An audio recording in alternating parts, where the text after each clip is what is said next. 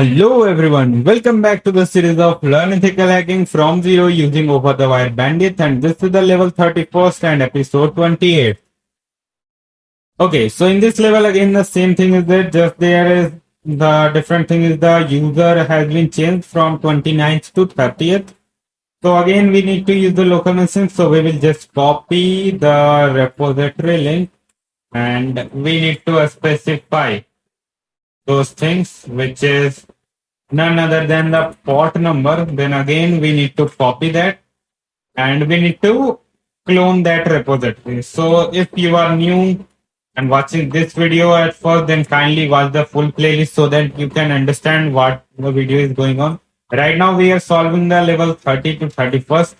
If you are fully new, then kindly watch from the starting. Okay, so let's start.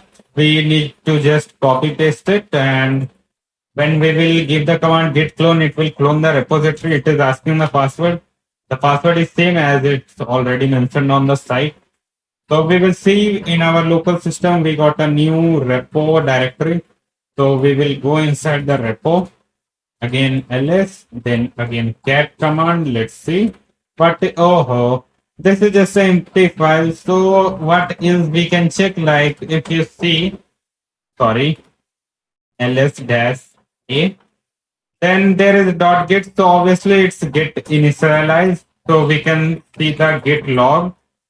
We cannot find anything because this is just a single commit, the initial commit, so we will get this only. So we will go to branches now.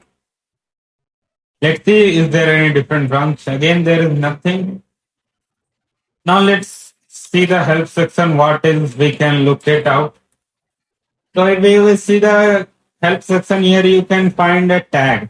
Tag are the comments of the Git.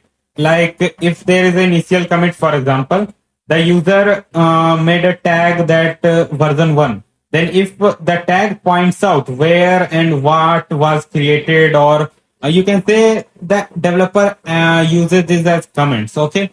And for understanding it better, let's give the command, sorry, git tag. When we will give this, we will see there is a secret. So as you know, this is secret, then we need to find what is the secret behind it.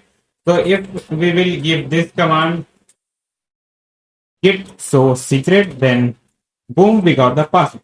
So this was again an easy room. We will save the password just for now. So that is not a much big deal, because see, this is also fundamental.